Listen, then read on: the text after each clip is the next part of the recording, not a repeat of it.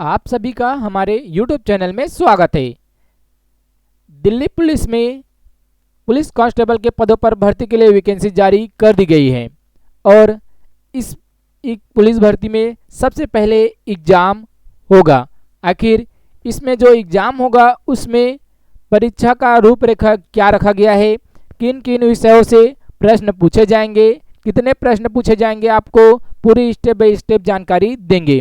Delhi police में जो vacancy निकाली गई है उसमें एज लिमिट भी अच्छा खासा रखा गया है और इसमें पहले परीक्षा होगा, उसके बाद फिजिकल होगा, इसलिए परीक्षा का रूपरेखा सबसे इम्पोर्टेंट होता है। एग्जाम पैटर्न क्या रखा गया है आप यहाँ देख सकते हैं। हम ऑफिशियल पेज पर आ गए हैं और यहाँ परीक्षा के रूपरेखा के बारे में जानकारी दी गई है।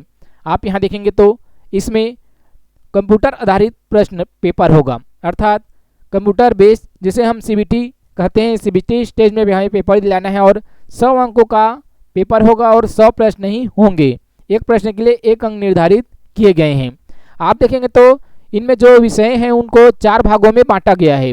पहला जो है सामान्य बुद्धिमत्ता और समसामयिक विषय, अर्थात करेंट इसमें आ गया और जो रीजनिंग आते हैं वो भी सामान्य बुद्धिमत्ता वो भी इसमें आ गए हैं। इसमें कुल 50 प्रश्न होंगे और अधिकतम अंक कितना होगा तो 50 होंगे। इसके अलावा जो तर्क शक्ति है, तर्क शक्ति का 25 प्रश्न होगा और 25 अंक होंगे।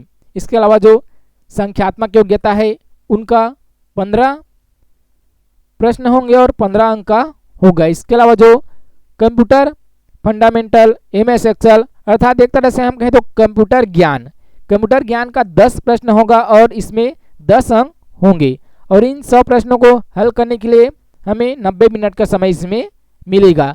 इस तरह से रखा गया है दिल्ली पुलिस में एग्जाम पैटर्न, परीक्षा का सिलेबस इसी तरह से रखा गया है। अब बात आता है इसमें निगेटिव मार्किंग है या नहीं। तो यहाँ आप स्पष्ट रूप से देख सकते हैं गलत उत्तर पर 0.25 अर्थात 25% माइनस मार्किंग रखा गया है और जो परीक्षा होगा वो केवल अंग्रेजी और हिंदी में होगा, यहाँ स्पष्ट रूप से लिखा गया है। अब आगे बताया गया है कि जो सामान्य ज्ञान होगा, यहाँ कहा गया है सामान्य बुद्धिमत्ता अर्थात सामान्य ज्ञान के कौन कौन और जो करेंट के होगा उनका कौन कौन सा टॉपिक होगा यहाँ बताया गया है। इस घटना के प्रश्नों का उद्देश्य अभ्यर्थी के आसपास के परिवेश को सामान्य जानकारी की जांच करना होगा, जिसमें समसामयिक घटने और दिन प्रतिदिन के अवलोकन के ऐसे मामलों के ज्ञान एवं उनके वैधानिक पहलू संबंधी अनुभवों की जांच करने हेतु भी प्रश्न पूछे जाएंगे, जिनकी जानकारी की अपेक्षा किसी शिक्षित व्यक्ति से की जा सकती है। इस परीक्षा में भारत और उनके पड़ोसी देशों से संबंधित विशेषकर खेल, इतिहास, संस्कृति, भूगोल, आर्थिक परिदृश्य, सामान्य राज्य व्यवस्था, भारतीय संविधान, वैज्ञानिक अनुसंधान इत्यादि से संबंधित प्रश्न भी शामिल होंगे। ये इस प्रकार के प्रश्न होंगे कि उनके लिए किसी भी विषय के विशेष अध्ययन की आवश्यकता नहीं होगी। यहाँ स्पष्ट रूप से पूरा डिटेल दिया गया है।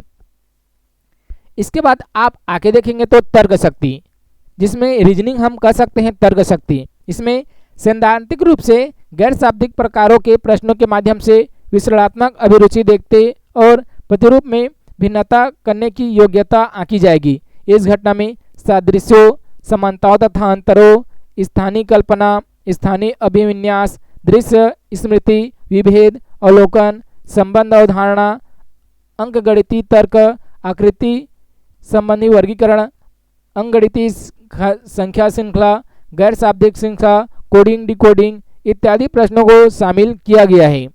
इसके बाद आप आगे देखेंगे तो आगे जो तीसरा है वो रखा गया है संख्यात्मक योग्यता।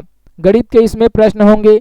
इस प्रश्न पत्र में संख्या प्रणाली से संबंधित संख्याओं में समस्याओं में जैसे कि पूर्णांकों का अभिकलन, दशमलव, कौन कौन से टॉपिक से क्वेश्चन पूछे जाएंगे वो यहाँ स्पष्ट रूप से कर दिया गया है तथा संख्याओं के बीच परस्पर संबंध, मूलभूत अंकगणितीय सक्रियाएं, प्रतिशत, अनुपात, समानुपात, औसत, ब्याज, लाभ हानि, छूट, क्षेत्रमिति, समय और दूरी, अनुपात एवं समय और कार्य आदि से संबंधित प्रश्न शामिल किए जाएंगे। इसके बाद आप आगे देखेंगे तो computer fundamental, MS Excel, MS Word, communication, internet, www और वेब ब्राउज़र, इसमें पूरा डिटेल दिया गया है। आप देखेंगे तो इस तरह से कंप्यूटर ज्ञान में शामिल किया गया है वर्ड प्रोसेसिंग। वर्ड प्रोसेसिंग में क्या क्या आएगा तो वर्ड प्रोसेसिंग प्रारंभिक दस्तावेज को खोलना, बंद करना, पाठ लेखन, पाठ का प्रारूप करना और इसे प्रस्तुत करने संबंधी विशेषताएं। इसके अलावा जो संबंधित तत्व है वो भी इसमें पूछे जा सकते हैं, क्योंकि इससे 10 नंबर का प्रश्न आने हैं। इसके अलावा जो MS एक्सेल जिसमें स्प्रेस शीट के तत्व, सेल का संपादन, फंक्शन और फार्मूले, इसके अलावा जो संचार है वो भी इसमें शामिल है।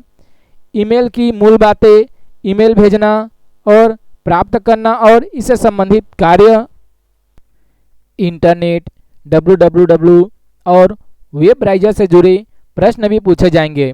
इसमें आप कहेंगे तो जो इंटरनेट, www और वेब ब्राउज़र है, इसमें इंटरनेट पर सेवाएं, URL, HTTP, FTP, website, blog, web browsing software, search engine, chat, video conferencing, e-banking, इन सभी विषयों को शामिल किया गया है और इससे 10 प्रश्न पूछे जाएंगे। इसमें आप देखेंगे तो कटअप क्या रहेगा, तो आप यहाँ ऊपर स्पष्ट रूप से पढ़ सकते हैं। यहाँ कहा गया है कंप्यूटर आधारित परीक्षा यदि कई पारियों में आयोजित की जाती है तो आयोग द्वारा जो सूचना 1/1/2018 और 7/2/2019 में प्रकाशित फार्मूले का उपयोग करके अभ्यर्थी द्वारा उसमें प्राप्त अंकों को सामान्यीकृत किया जाएगा तथा इन सामान्यीकृत अंकों के आधार पर अंतिम योग्यता सूची और कटअप अंक निर्धारित किए जाएंगे। इस तरह से इसमें कटअप के बारे में बता दिया गया है कैसे निर्धारित किए जाएंगे। यदि जानकारी आपको अच्छा लगे तो लाइक जरूर करें। दिल्ली पुलिस में आप यदि आवेदन कर रहे हैं तो या आपने आवेदन किए हैं तो आपके लिए परीक्षा की रूपरेखा बहुत ही इंपॉर्टेंट होगी। परीक्षा का जो एग्जाम पैटर्न है, परीक्षा का जो सिलेबस है, बहुत इंपॉर्टेंट होते हैं। आप इसका PDF नीचे डिस्क्रिप्शन बॉक्स में लिंक दिया गया है, वहां से डाउनलोड कर सकते हैं। यदि आपने अभी तक आवेदन नहीं किया है और आप आवेदन करना चाहते हैं, आप वैकेंसी के बारे में और डिटेल जानना चाहते हैं तो आपको इसका PDF का लिंक तो नीचे मिल जाएगा। इसके अलावा आपको आवेदन करने का लिंक भी नीचे डिस्क्रिप्शन बॉक्स में मिल जाएगा, वहां से आप आवेदन कर सकते हैं। इसके अलावा आप पूरा PDF को डाउनलोड करना चाहेंगे तो नीचे लिंक दिया गया है, वहां से आप पूरा PDF को भी डाउनलोड आप यहां से भी इस PDF को डाउनलोड कर सकते हैं। दिल्ली पुलिस के ऑफिशियल वेब पेज पर यह वैकेंसी निकाली जा चुकी है। यदि जानकारी आपको अच्छा लगे तो लाइक जरूर करें।